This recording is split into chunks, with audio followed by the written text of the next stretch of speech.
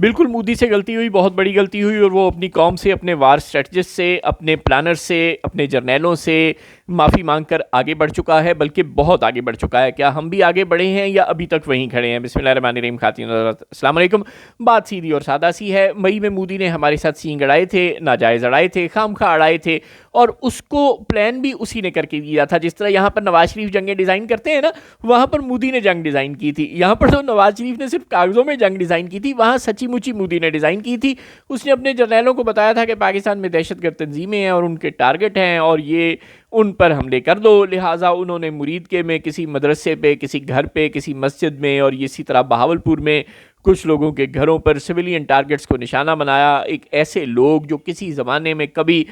کشمیر کے جہاد کی بات ضرور کیا کرتے تھے، وہ بھی تقریروں کی حد تک، اور اللہ اللہ خیر صلاح، یا بہرحال ان کا ماضی جو بھی رہا ہو، اب وہ لوگ بوڑھے ہو چکے تھے، ریٹائر ہو چکے تھے، یا مر کھپ گئے تھے، اور وہاں ان کے خاندان یا ان کے شاگرد یا ان کے مدرسے یا ان کے محلے آباد تھے جہاں پر کبھی وہ کسی محلے میں رہا کرتے تھے۔ ان جگہوں پر مودی نے حملے کر دیے، اور اس کو لگتا تھا کہ پاکستان ڈر جائے گا۔ اس نے سوچا تو یہی تھا کہ باجی ڈر گئی والا معاملہ کر دے گا، لیکن وہ اس کے گلے کی ہڈی بن گیا۔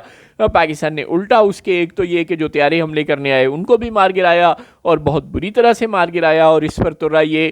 کہ ہماری ایئر فورس کے بعد پھر فوج نے بھی میزائل داغ کر مودی کے بہت سے جو ٹھکانے تھے، ملٹری انسٹالیشن، ظاہر ہے انہوں نے فوجی حملہ کیا تھا تو ہم نے تو فوج پر ہی حملہ کرنا تھا، انہوں نے ہمارے سویلین ٹارگٹس کو نشانہ بنایا اور ہم نے ان کے ملٹری انسٹالیشنز کو نشانہ بنایا۔ بعد میں مودی کے ایک جرنیل نے، جو کہ چیف آف ڈیفنس ہوا کرتے تھے اس وقت انڈیا کے، بتایا ابھی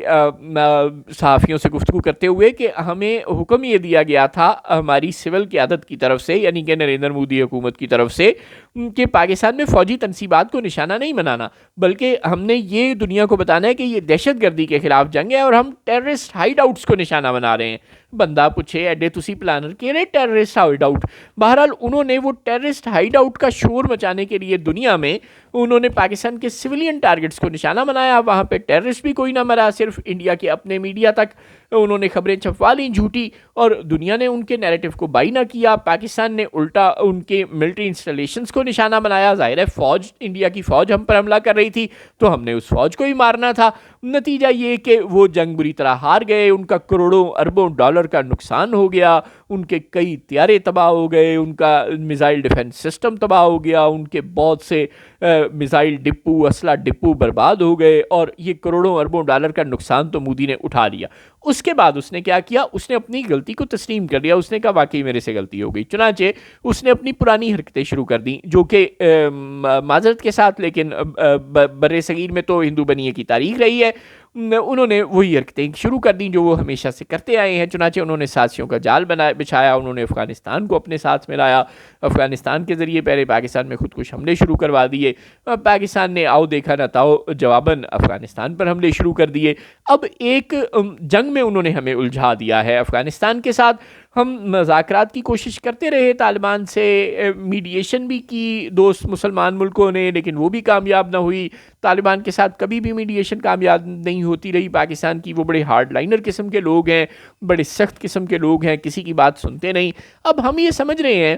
کہ ہم نے اگر خودکش حملے روکنے ہیں تو اس کا ایک ہی طریقہ ہے کہ ہم صبح دوپہر شام افغانستان پہ بمباری کرتے رہیں، وہ ہم سے ڈرے رہیں گے اور یوں یہ جنگ طول نہیں پکڑے گی۔ لیکن یہ کیا ہم صحیح سوچ رہے ہیں؟ مودی نے تو ہمیں اس جنگ میں الجھا دیا ہے۔ آخر یہ جو ہم حملے کر رہے ہیں اور جو افغانستان والے کبھی نہ کبھی آ کر بلوچستان کے مختلف شہروں میں، خیبر پختونخوا کے مختلف شہروں میں دہشت گردی کی کارروائیاں کرتے ہیں، بلکہ اب تو وہ تونسا شریف اور اسلام آباد تک آ کر دہشت گردی کی کارروائیاں کر گئے ہیں۔ تو یہ جو کچھ ہو رہا ہے اس میں ظاہر ہے پیسہ لگ رہا ہے، پاکستان کا پیسہ لگ رہا ہے اور افغانستان کا کوئی پیسہ نہیں لگ رہا۔ جی ہاں، کوئی پیسہ نہیں لگ رہا، کیونکہ انڈیا نے اپنے خزانوں کے منہ کھولے ہوئے ہیں، ان کو موساد سے بھی، اسرائیل سے بھی مدد مل جاتی ہے،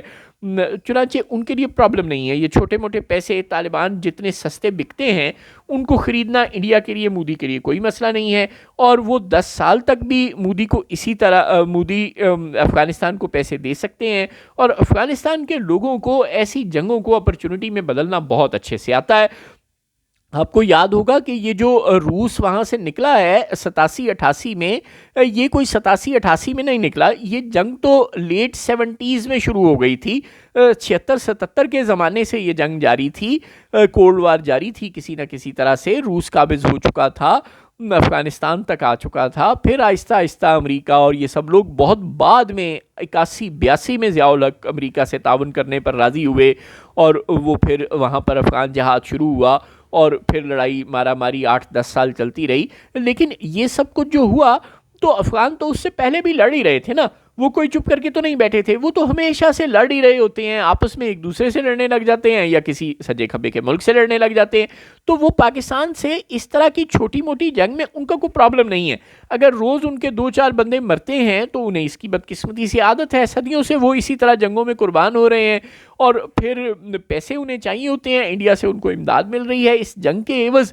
چنانچہ ان کی یہ ضرورت تو پوری ہو رہی ہے, جنگ کا انہیں فائدہ ہو رہا ہے, وار ان کو اکانومی جنریٹ کر کے دیتی ہے. اور اگر کبھی جو نریندر مودی کے جو پارٹنرز ہیں, اسٹریٹجک پارٹنر یعنی کہ امریکہ اور اسرائیل, وہ مڈل ایسٹ سے فارغ ہو گئے, ایران مشن ان کا مکمل ہو گیا, فلسطین مشن ان کا مکمل ہو گیا, جو کہ لگتا ہے اب ان کی سپیڈ بہت تیز ہے, وہ سال 6 مہینے 2 سال 4 سال میں ایونچولی مڈل ایسٹ سے نکل آئیں گے مکمل طور پر اس کو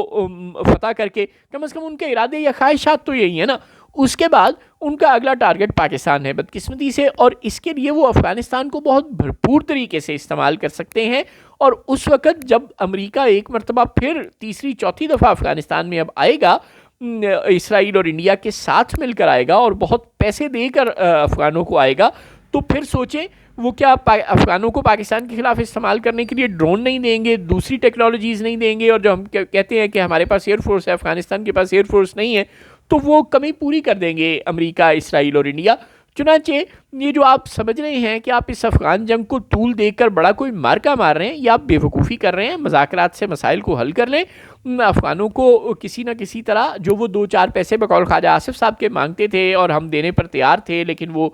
جنگ بندی کی گارنٹی دینے کے لیے تیار نہیں تھے, وہ ان کا کوئی ریٹ بڑھا دیں یا کسی اور طرح سیٹلمنٹ کر لیں, کوئی چین کو دیگر خطے کے ملکوں کو درمیان میں ڈال کے یہ مصالحت کروائیں. یہ جنگ اچھی چیز نہیں ہوتی, اور سب سے اہم بات اپنے بارڈرز کو سیکیور کریں. آپ کو پتا ہے کہ افغانستان کے ساتھ جو باڑ آپ نے لگائی ہے وہ ایک ڈرامے کے علاوہ کچھ بھی نہیں ہے, اور اب اگر وہ کہیں پہ تھی بھی تو اس جنگ کے دوران وہ بالکل برباد ہو چکی ہے. افغانستان کے بارڈر کو مکمل طور پر سیٹلائٹ مانیٹرنگ کے ذریعے, فوج کے گشت کے ذریعے,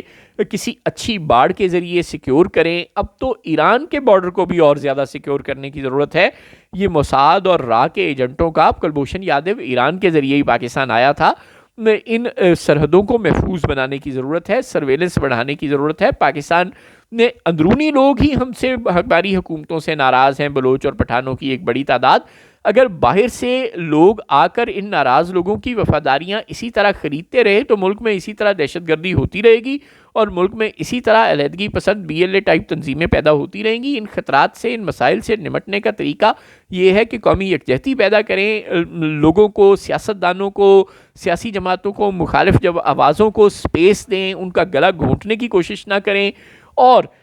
جو دہشت گردی کروا رہے ہیں ان کو یہ مستقل جنگ کر کے, اگر آپ سمجھتے ہیں کہ آپ ساری زندگی ان سے جنگ میں الجھے رہیں گے اور اس دہشت گردی پر آپ قابو پا لیں گے, تو ایسا تو ہونے والا نہیں.